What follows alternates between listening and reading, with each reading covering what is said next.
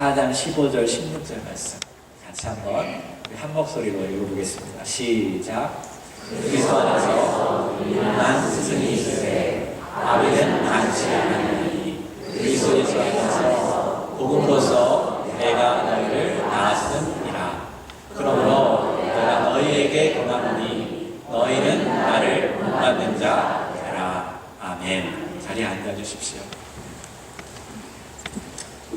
제가 고린도 상황에 대해서는 6번째 설교를 지금 하고 있기 때문에 여러분께서 이미 잘 알고 계실 것입니다. 지금 어떤 문제를 다루고 있는지 너무 뻔하게 알고 있을 거예요.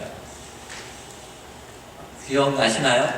네, 제가 설교를 계속 똑같은 문제를 가지고, 고린도 교회 똑같은 문제를 가지고 제가 설교를 했는데, 지금 고린도 교회 안에 첫 번째로 가장 큰 문제 중에 하나가 성도들이 너무 똑똑해가지고, 그래서 너무 아는 것이 많아서 문제가 많이 생겼어요.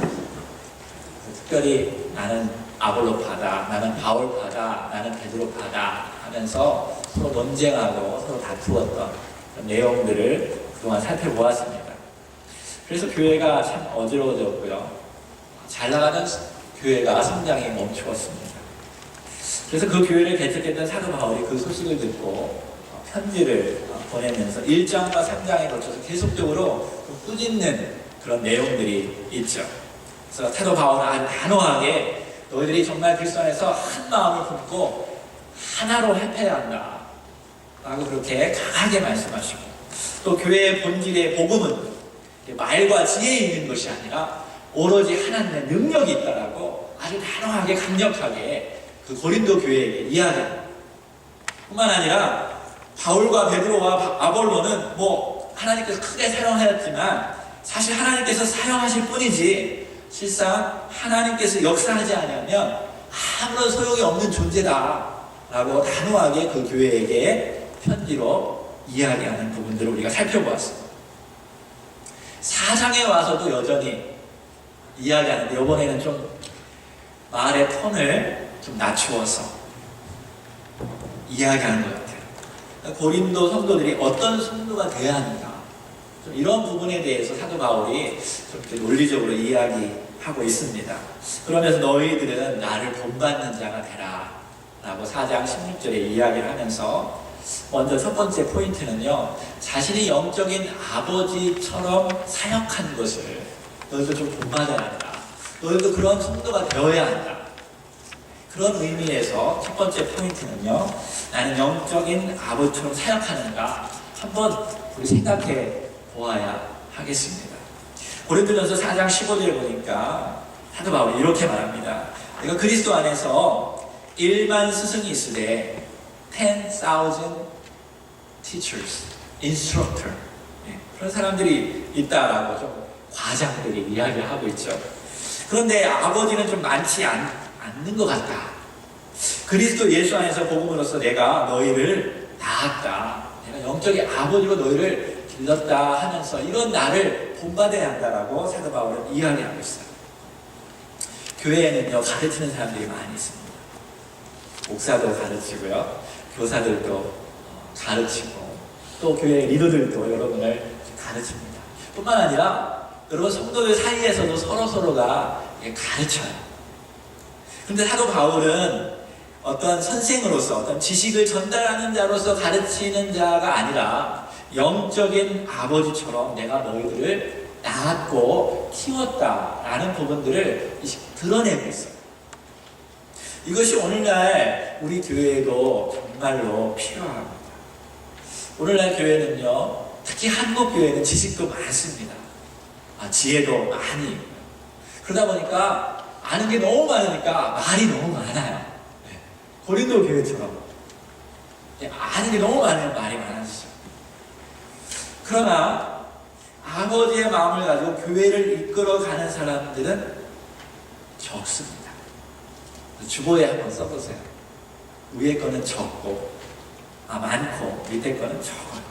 그러니까 교회의 문제를 잘 파악하고 잘 분별하지만 정작 교회를 위해서 희생하는 사람들은 너무나 적다라는 거죠. 자기 자신에 맞는 교회를 찾으려고는 많은 사람들이 애를 쓰는데 사실 교회를 위해서 자기 자신을 희생하는 사람들은 적다.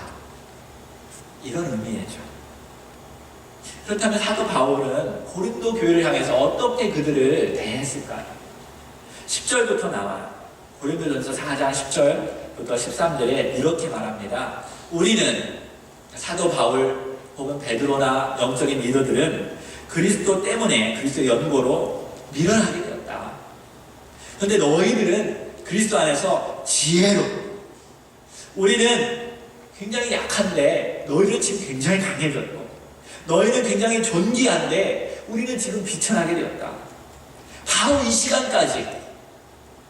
시간까지 우리가 줄이고 목마르고 헐벗고 매맞으며 갈 때 올 때 없고 또 수고하여 친히 손으로 일을 하며 후욕을 당한즉 오히려 축복하고 핍박을 당한즉 참고 비방을 당한즉 권면하였다. 영어로 보니까 내가 kindly answer, 너희들 그렇게 했다. 우리가 지금까지 세상의 더러운 것과 마물의 티티같이 되었도다. 사도 바울은 실제로 그렇게 살았어요. 복음 때문에, 예수님 때문에 보다 많은 사람들을 그리스도께로 인도하기 위해서 가는 곳곳마다 그 죄인들인 이방인들이 그를 환대하지 아니었어요. 욕하고 비난하고, 그래서 때로는 매도 맞고 때로는 욕도 당하고, 그러나 사도 바울은 예수님 때문에 참고 어떻게 하면 그들이 예수님을 알까, 복음을 알까 해서 견뎌내고 오히려 친절하게 대하고 오히려 그들을 축복했다. 내가 그렇게 하듯이 너희들도 내가 그렇게 했는데, 바로 이 시간까지 내가 너희들을 향해서 그렇게 하고 있는데, 너희들을 위해서 기도하면서 나는 굶주리고 너희들의 교회들은 정말 잘 되고 건강해서 지혜롭고 존귀해지고 교회가 성장해지는데 이렇게 다투고 싸우는 애.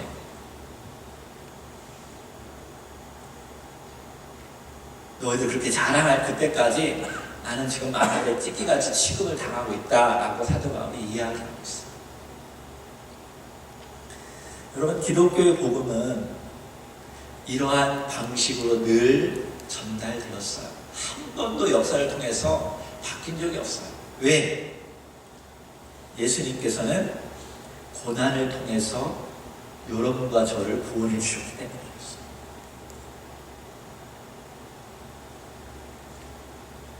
예수님은 충분히 존귀를 받고 사랑을 받을 수 있는 하나님이신데 나아져서 인간이 되었고 종이 되었고, 그래서 우리를 대신해서 우리의 죄를 다 끌어안고 친히 핍박당하시고 고통당하시고, 그러면서 우리를 사랑하시고 인내하시고 결국 십자가에서 죽으심으로 말미암아 우리를 구원해 주셨어요. 복음은 그렇게 시작되었어요. 누군가 희생됨으로 말미암아 사랑하는 것. 사도 바울도 그랬어요. 초대교회도 그랬어요. 진정한 교회가 세워지는 곳곳마다 누군가 고난을 당하고 누군가 생모짐을 받게 되었다는 거예요. 이러한 법칙, 이러한 과정은 한 번도 변한 적이 없습니다.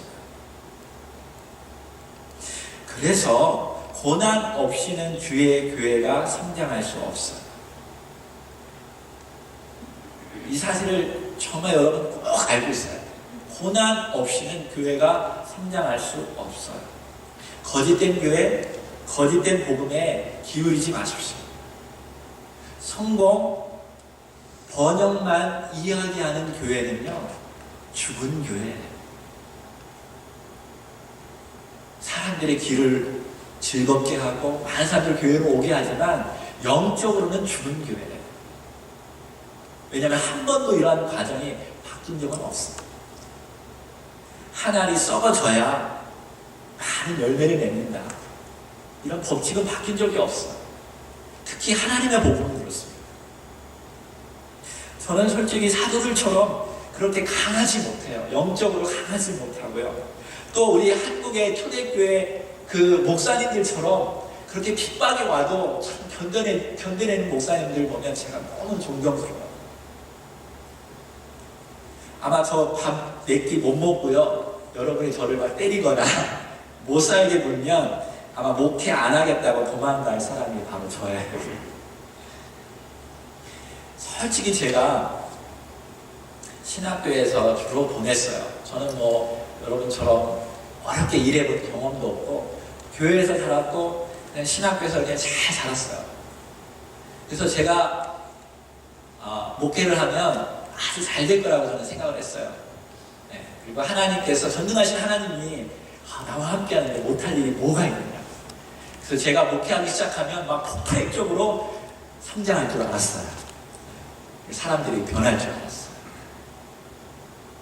제가 실제로 목회하고 보니까 목회는 아무나 하는 게 아니다. 이게 제 결론이에요. 목회는 실제적인 영적인 싸움이 됩니다. 목회는요, 실제적인 죄와 싸우는 거예요. 나의 죄와도 싸우지만 성도들 안에 있는 죄와 싸우는 것이 진짜 목회더라고요. 사도 바울처럼 욕을 당하지만 축복해야 하는 게 목회고요. 핍박을 당하지만 참는 것이 목회더라고요. 근데 그걸 잘 몰랐어요. 신학교에서 그런 거 잘 안 가르쳐 주더라고요. 어떻게 하면 지적으로 막 준비가 잘 되고 어떻게 하면 교회가 성장하고 이런 것만 가르쳤지, 고난 당하면서도 이렇게 축복해야 하는 거 이런 거를 안 가르쳐 줄 것 같아요. 목회하면서 제가 배웠는데, 그러니까 너무너무 힘들었어요. 솔직히 누군가 나를 거짓으로 욕하고 비난하면 그게 힘든 거야. 그래서 솔직히 제가 교회를 그만두고 싶은 마음도 몇 번 있었어요. 회개합니다. 지금에 와서 돌아보니까 그런 제가 당했던 그 고난, 아픔들, 상처들, 그것이 저에게는요 큰 유익이 되었어요. 저를 더 강하게 하나님께서 만들어 주셨고요. 더 중요한 것은 이 고난과 역경과 어려움 속에서 그리스도의 고난을 제가 더 깊이 알게 되었다라는 거예요. 그러니까 설교가 더 강하게 잘 전달되는 거라고 저는 믿습니다. 저는 자신 있어요. 그리스도의 고난뿐만 아니라 교회가 당하는 영적인 고난까지도 하나님께 더 깊이 보게 하셨어요. 제가 고난 당하니까 그게 보여지기 시작하는 거죠. 그러면 성도들이 당하는 고난과 아픔과 역경들이 어떤 것인지 또 더 깊이 알도록 하나님께서 영적인 눈들을 저에게 보여주셨어요. 그래서 정말 필요한 것이 있다면, 정말 우리에게 정말 필요한 것이 있다면 그것이 그리스도의 복음밖에 없다라는 사실을 다시 한번 하나님께서 가르쳐 주셨어요. 그것이 사람을 변화시키고 그것이 그들 안에 있는 죄의 문제를 변화시키는 하나님의 능력이다. 그것밖에 없구나라는 것을 하나님께서 더 깊이 알려주셨어요. 고난 당함으로 말미암아 제가 아파지는 것 때문에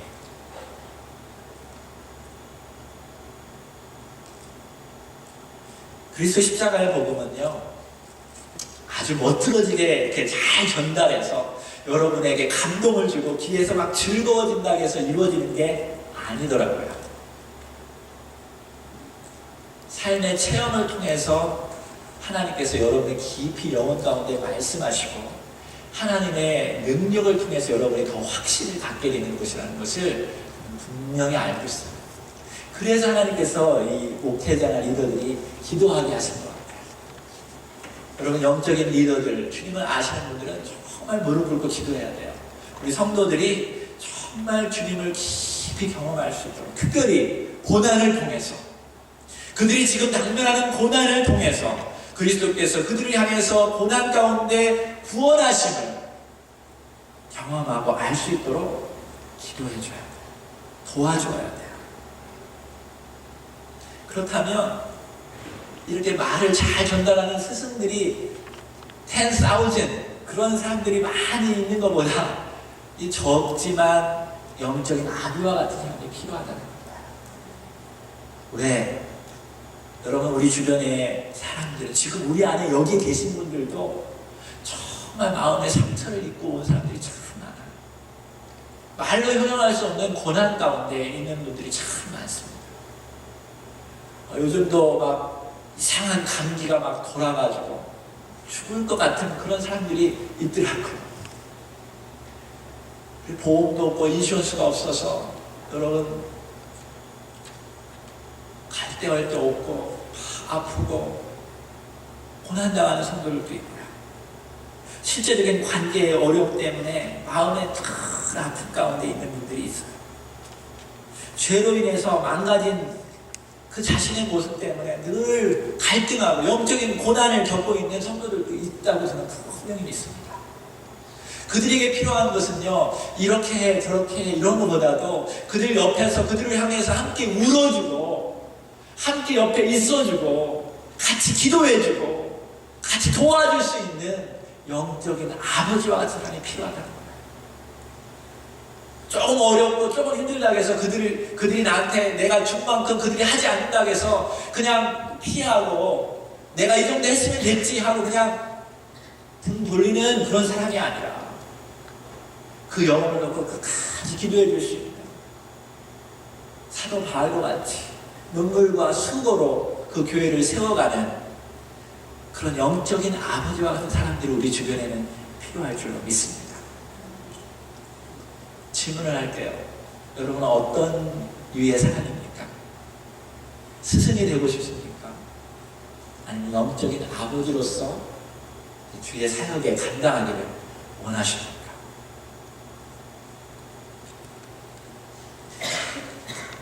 두 번째 생각해야 할 것은요, 나는 영적인 리더를 알아주는 성도인가? 이걸 한번 생각해 봤으면 좋겠어요. 고린도전서 4장 1절에 보니까 사도 바울이 얘기하고 있어요. 사람이, 특별히 너희 고린도 성도들은 마땅히 우리를 그리스도의 일꾼이요 하나님의 비밀을 맡은 자로 여겨야 한다. 그렇게 알아주어야 한다. 라고 이야기하고 있어요. 고린도 교회가 다시 하나로 되기 위해서는 제가 계속 설교를 했듯이 리더십에 대한 정확한 인식을 가지고 있어야 돼요.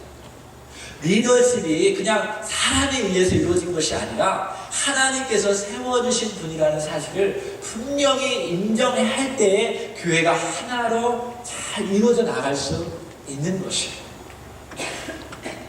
지난주에도 제가 얘기했죠. 아론의 지팡이가 여러분 여기 언약궤 안에 있다. 그 의미는 정확합니다. 하나님께서 들어 쓰실 때 아론의 지팡이는 가치가 있어요. 능력이 돼요. 힘이 돼요. 그러나 하나님이 놓으시면 막대기와 같아요. 저도 마찬가지입니다. 하나님 붙으셔야 능력이 되고 힘이 되고 가치 있는 거지만 하나님 붙으시지 않으면 저는 똑같아요. 여러분과 똑같은 사람이에요. 바울도 그렇고 아볼로도 그렇고 세상에 아무리 유능하고 능력이 있는 설교자도 똑같습니다. 똑같이 여러분과 먹고 똑같이 화장실에 가요. 근데 어떤 성도는요, 목사가 화장실 가는 것 때문에 시험 들었다 이런 얘기도 하는 얘기 들었어요. 그 말은 뭐예요? 목사를 막 우상시하는 거죠.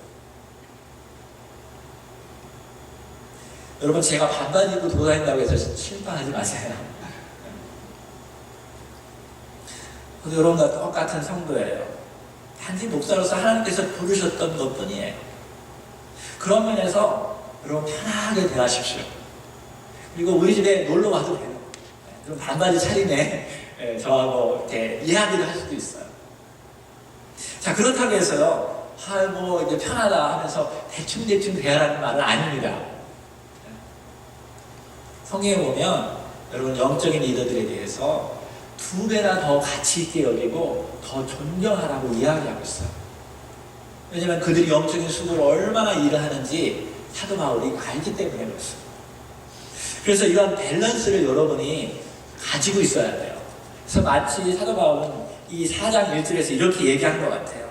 리더의 2가지 면을 대조적으로 표현했는데, 하나는 우리가 그리스도의 일꾼이다, 또 하나는 하나님의 비밀을 맡은 사람들이다 라고 이야기하는 거예요. 그래서 하나는 쉽게 말해서 servant다, 나는 종이다. 또 하나는 하나님의 비밀을 맡은 중요한 청직이다. 여러분, 저는 예수 그리스도의 종이에요. 뿐만 아니라 여러분의 servant, 종입니다. 아멘? 좋죠? 네. 여러분이 저를 섬기는 게 아니라 하나님이 저를 부르신 거는 여러분을 섬기라고 했어요. 여러분, 하나님의 관심은 목사에게 있는 게 아니에요. 여러분에게 있어요. 여러분을 위해서 저를 주신 거예요. 그래서 여러분이 저를 사용해야 돼요. 힘들고 어려울 때마다 전화해서 목사님 도와주세요. 신방해주세요. 기도해주세요. 이렇게 여러분이 저를 부려먹어야 돼요. 그래서 이게 제 자비예요. 저를 섬겨야 돼요. 저를 섬기는 거예요, 여러분을. 특별히 여러분이 다른 거를 섬기는 게 아니라 여러분이 그리스도를 더 잘 알게 할 수 있는. 그래서 주님의 사랑을 알고 주님을 더 경험하고 그래서 주님께 훈련받아서 하나님의 일을 잘 할 수 있도록 저는 여러분을 섬겨주는 역할을 하는 게 저예요. 서번트예요. 근데 어떤 이상한 교회는요, 목사가 종이니까 너무너무 좋아가지고 이상한 일만 생기고 어려움만 생기면 모든 책임을 다 목사에게 전가하는 거예요. 교회가 부흥이 안 되면 목사 탓, 학교가 나가면 다 목사 탓, 자기 마음에 안 들면 목사를 내쫓습니다. 종부리듯이. 무슨 일만 생기면 다 덤탱이를 씌우고 자기 스트레스를 다 풀어내는 사람들이 있어요. 요거는 한 가지밖에 못 본 거죠. 여러분, 목사나 리더는 서번트인 동시에 여러분 하나님의 비밀을 맡은 청직이라는 사실을 볼 줄 아는 눈을 가지고 있어야 돼요. 이 두 밸런스를 항상 가지고 있어야 돼요. 지금 사도 바울은 그렇게 이야기하는 거예요. 여러분, 오늘 설교를 들을 때에도 여러분 설교를 들을 때 그냥 목사가 한 인간이 이야기하는 소리를 듣는 게 아니라 하나님께서 오늘 나에게 무슨 말씀을 하실까 이런 마음으로 들어야 한다는 거예요. 여러분이 신방을 요청하고 할 때 제가 가게 될 때 그냥 목사니까가 아니라 하나님께서 영적인 비밀들을 나에게 목사를 통해서 오늘 알려주기를 원하시는구나 이런 간절한 마음으로 여러분이 초대를 한다면 제가 아니라 하나님께서 저를 통해서 여러분에게 은혜를 베풀어 주실 줄로 믿습니다. 이것은 저와 여러분과의 관계에만 있는 게 아니라 모든 관계에 적용되는 거예요. 하나님과의 관계에서도 똑같습니다. 하나님께서 우리를 편하게 대해주시죠. 그래서 예수님이 친밀감 있게 우리를 대해주시고 아버지와 같고 친구와 같고 그래서 우리는 누워서도 기도할 수 있고 찬양할 수 있고 밥 먹으면서도 주님과 이야기할 수 있어요. 걸어다니면서도 할 수 있어요. 그러면서 여러분 경외감을 잊어버려서는 안 돼요. 주님의 두려움 잊어버리면 안 돼요. 여러분 친밀해질수록 경외감을 가지면 그거에 대한 신비감을 가지고 있으면 계속적으로 더 친밀해질 수 있고요. 더 영적으로 성장할 수 있어요. 부부관계도 마찬가지예요. 10년, 20년 사니까 그놈이 그놈이지 그래서 다 아는 것처럼 하고 아니에요. 하나님께서는요 그 영혼을 여전히 사랑하시고 날마다 창조하시고 변화시켜 주시고 새로운 것들을 주시는 영적인 신비스러운 존재예요. 그래서 소중한 거예요. 우리의 눈으로는 별로 가치 있는 것처럼 여겨지지 않고 그냥 그게 그거지 똑같이 이렇게 바라보지 마세요.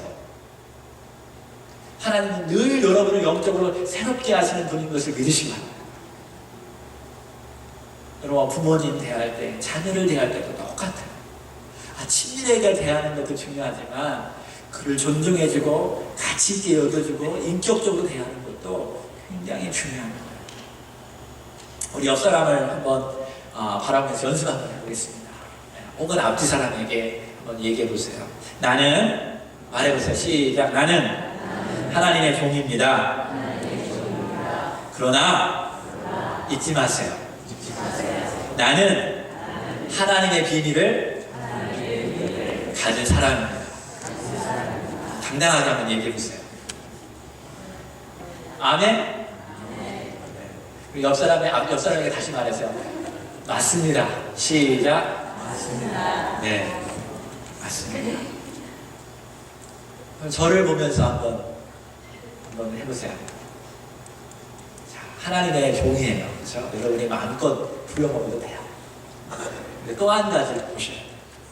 하나님의 영적인 비밀을 맡은 하나님께서 trustworthy하게 세워주신 분이라는 것을 여러분 보면서 밸런스 있게 기도해줘야 돼요. 자, 세 번째입니다.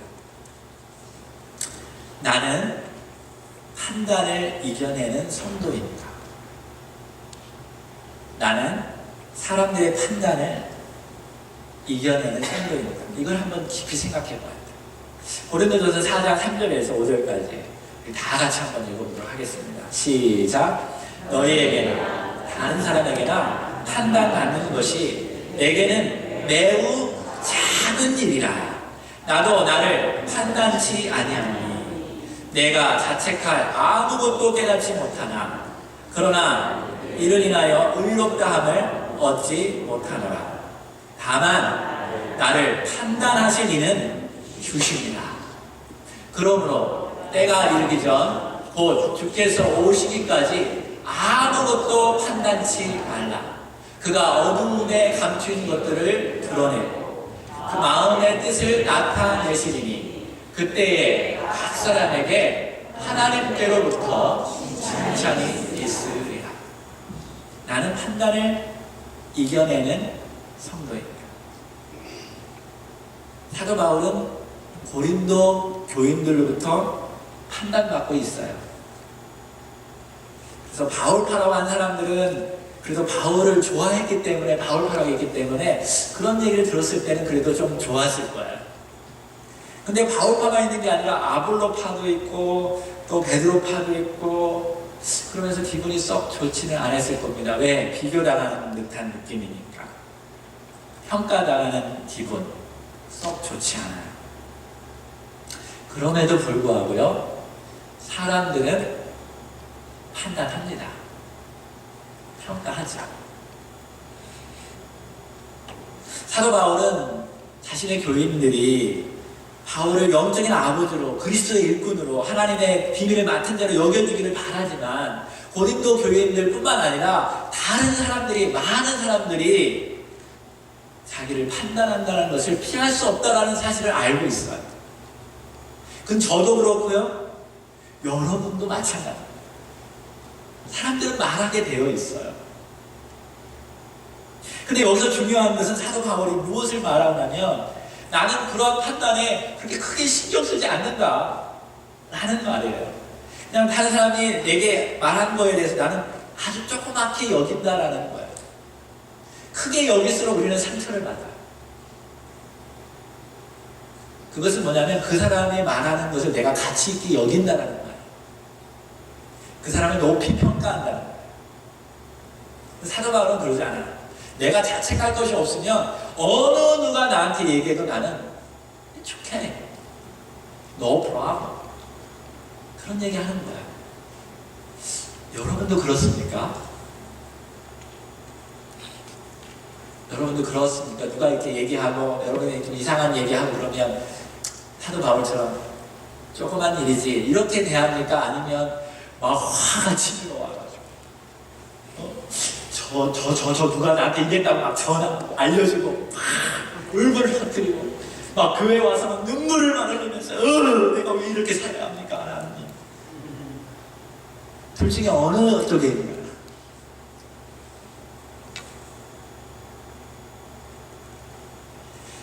정말 사도 바울이 내가 잘못한 일이 없으면 난 조그만 일이 여긴다. 그러나 그렇게 할지라도 내가 또 문제가 없을지라도 다른 사람이 나를 인정하지 않을 것은 내가 알고 있다 이거예요. 내가 아무리 마음속에 잘하고 정직하게 살고 해도 사람들이 인정하지 않아요. 왜? 사람들은 겉으로 드러난 모습을 가지고 우리를 판단하기 때문에. 그렇기 때문에 우리에게 정말 중요한 것이 무엇이냐? 하나님이라는 거야. 하나님만이 우리를 정말로 진정으로 판단하실 분이시라는 것을 사도 바울이 이야기하고 있어요. 하나님의 판단은 어느 누구도 피할 수 없어요. 하나님의 판단은 또한 가장 정의롭고 가장 정확합니다. 왜? 하나님은 우리의 깊은 마음의 동기까지도 다 알고 있기 때문에 어떻게 생각하고 어떻게 행동했고 어떻게 말했고 다 아시는 하나님 앞에서는 하나님의 판단은 가장 정확합니다. 그러나 사람들의 판단은 항상 정확하지 않을 때가 많아요. 그렇다고 해서 여러분 자신과 사람들의 잘잘못을 가리지 말라는 것은 아니에요. 판단해야 할 것은 판단해야 돼요. 잘못한 것을 잘못이라고 이야기할 수 있는 그런 판단력이 우리에게는 필요합니다. 그것을 분별이라고 하죠. 분별하는 것도 정말 중요해요. 하지만 내가 잘하고 있는데 내가 마음도 동기가 정확하고 행동도 정확했는데 다른 사람들의 판단이 잘못된 것 때문에 그것 때문에 너무 서운해하고 답답해하고 어려워하지 말라는 거예요. 이게 사도 바울의 초점이에요. 왜? 세상 사람들이 내리는 판단이 잘못된 것들이 많기 때문이에요. 사람들은요, 여러분의 동기, 여러분의 마음에 어떻게 생각했는지 그런 거 헤아릴 정신도 시간도 없어요. 자기 먹고 살 때도 바쁩니다. 그냥 겉으로 드러난 거 가지고 이야기하는 사람들이 너무 많아요. 그래서 여러분 얘기하다 보면 오해하는 사람들 많죠. 그렇지 않아요? 그러니까 다른 사람들이 여러분에게 이야기하는 것도요, 오해가 굉장히 많아요. 너무 서운해하지 마십시오. 때로는 여러분의 선한 일, 수고를요, 어떤 악한 사람들은 감추어버리고요, 헛수고로 만들어놓고, 오해를 삼게 해가지고 더 오히려 그것 때문에 곤란을 겪게 할 때가 참 많이 있어요. 이민 생활하면서 이런 얘기 많이 들어요. 한국에서 누가 왔을 때 선한 의도로 정말 불쌍해서 막 도와줬는데 나중에 보니까 그 사람이 자기를 욕하더라고요. 있어요. 그런 사람들. 왜 없겠어요? 다 죄인들인데.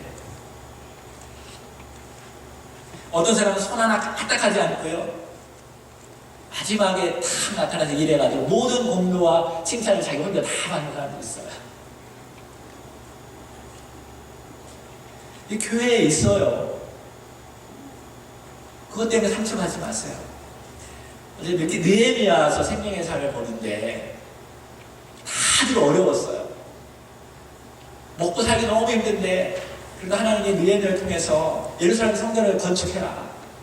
그러니까 다들 어렵지만 먹고 살기도 힘들지만 십시일반해서 그 건축하려고 막 노력해요. 그래서 뭐 어른이나 어린이나 아들이나 딸이나 다 할 것 없이 가족이 다 동원해서 일하는데요, 거기 보니까 이런 말이 있어요. 어떤 귀족들은 일하지 않고 도와주지 않더라. 이거 왜 썼을까요? 하나님은 다 보고 계신다는 거예요. 다 보고 계셔요. 여러분 어떤 생각을 하고 어떤 일을 했는지 다 보고 계셔요. 나중에 하나님 나라 가서 각각 다 보고할 거예요.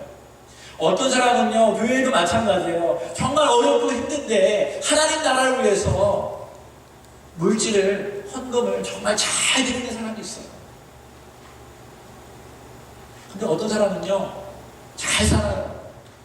신앙도 좋다고 말해요. 근데 물질을 조금 내는 사람이 있어요. 그런 거 신경 쓰지 말라는 거예요. 너 신경 쓸 필요 없어. 그런 사람이 있어. 그걸 알려주는 거예요. 근데 중요한 것은 내가 다 정말 그때에는 다 판단해서 다 드러낼 거야. 할렐루야. 5절 말씀 다시 한번 볼까요? 같이 한번 읽어봅시다. 시작. 그러므로 때가 이르리죠. 곧 주께서 오시기까지 아무것도 판단치 마라. 그가 어두움에 감춘 것들을 드러내고 마음의 뜻을 나타내시리니 그때에 각 사람에게 하나님께로부터 칭찬이 있으리라. 아멘. 그동안 속 많이 상했죠. 나는 열심히 일했는데 목사님이 칭찬도 안 해주고, 그죠?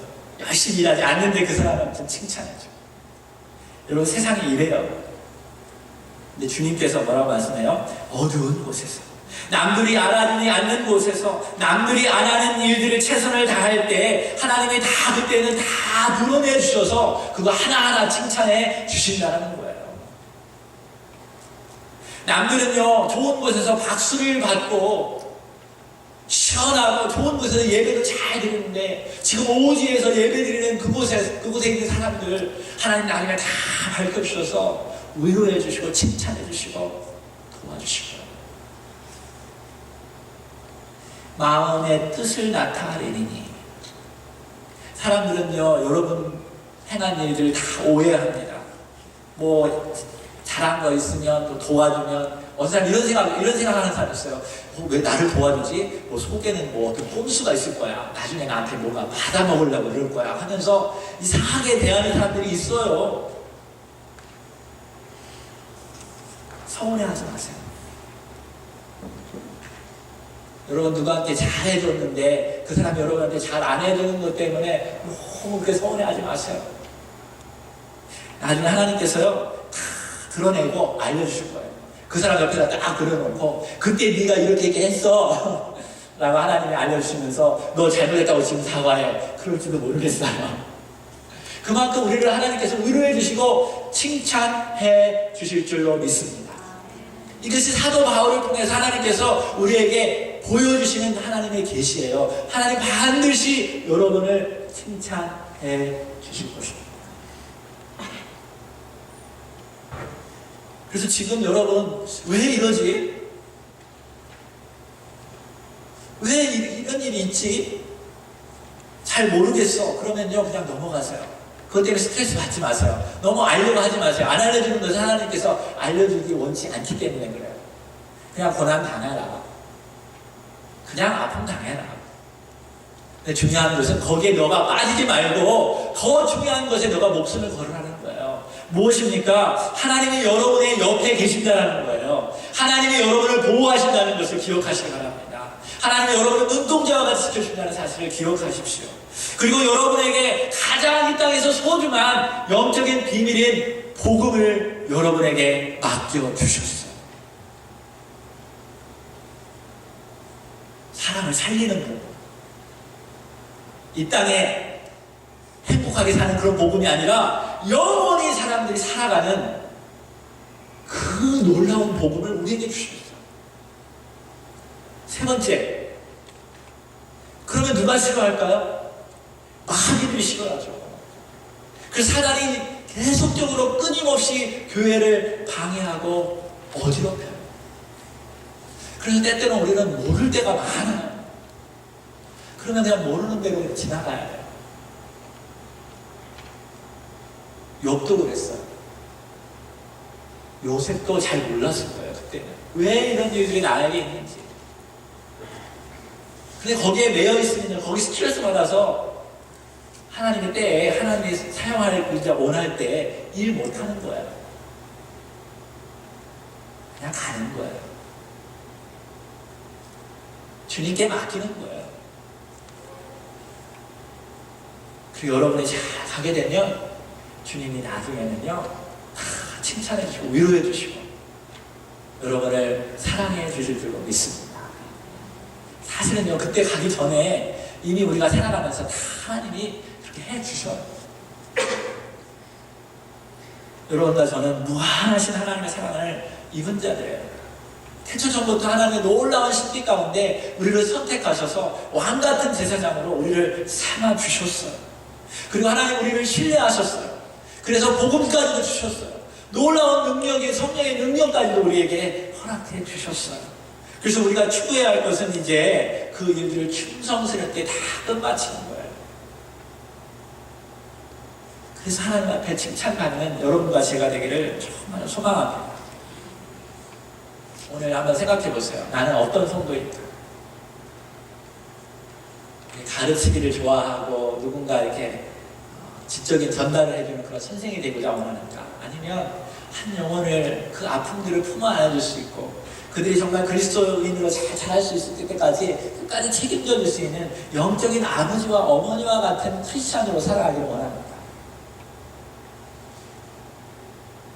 두 번째, 나는 그리스도의 종이고 하나님의 비밀을 맡은 자. 이 사실을 알고 내 주변 사람들을 그렇게 대하기를 그렇게 인정해주는 그런 성도입니다. 세 번째로는 판단에 얽매이지 않아요.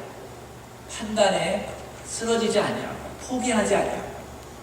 더 소중한 영적인 비밀을 나누어주는 하나님의 사람으로 되고자 합니다.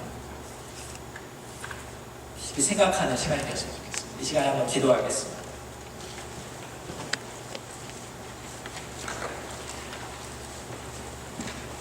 이 시간 주님 앞에서 생각해 보기를 원해요. 여전히 부족한 것, 여전히 힘든 것을 계속 찾아옵니다. 마귀들이 끊임없이 방해할 거예요. 우리는 부족합니다. 문제가 많습니다. 그래서 주님이 우리와 함께 하시는 것입니다. 오늘 이 시간에 주님께서 여러분을 위로하기를 원하시고 여러분과 함께 하기를 원하시고 근데 세상 판단에 여러분이 휩쓸리고 스트레스 받으면 안 되겠습니다. 왜냐하면 주님이 여러분과 함께 하시기 때문에 그렇고 주님이 여러분에게 참다운 도움을 맡으셨기 때문에 그렇습니다. 다른 거 다 주님께 맡기고 사도 바울처럼 이제 판단하지도 않고 판단에 얽매이지도 아니하고 하나님의 나라를 위해서 내가 이제 일어서길 원합니다. 어떤 고난이 오고 어떤 아픔이 올지라도 하나님 극복할 수 있는 크리스찬으로 살아갈 수 있도록 도와주십시오. 이제 다른 사람에게 내 영혼을 맡기지 않겠습니다. 그 사람의 판단에 의해서 내가 흔들리는 자가 아니라 오로지 하나님만이 나라의 판단자가 되신다는 것을 알고 하나님 앞에서 내가 정직하고 순결할 때 다른 사람들의 말에 흔들리지 않아요. 오로지 복음을 위해서 싸워갈 수 있는 제가 되기를 원합니다. 돈에 의지하지 아니하고 사람에 의지하지 아니하고 어떤 영적인 리더에 의지하지 아니하고 오로지 그리스도께만 인도하는 의지하는 하나님의 자녀가 되기를 원합니다. 오 주님, 오늘 이렇게 결단하고 주님 앞에 서기를 원하는 주의 성도들 하나님 위로해 주시고 오늘 하루 종일 말씀하여 주시고 또 위로하여 주시고 또 칭찬해 주시고 정말 영원한 천국을 바라보면서 이들이 신앙생활 할 수 있도록 성령님 감동 감화로 역사하여 주시옵소서. 이 모든 말씀 우리를 사랑하시고 돌보시는 예수님의 이름으로 기도했습니다. 아멘.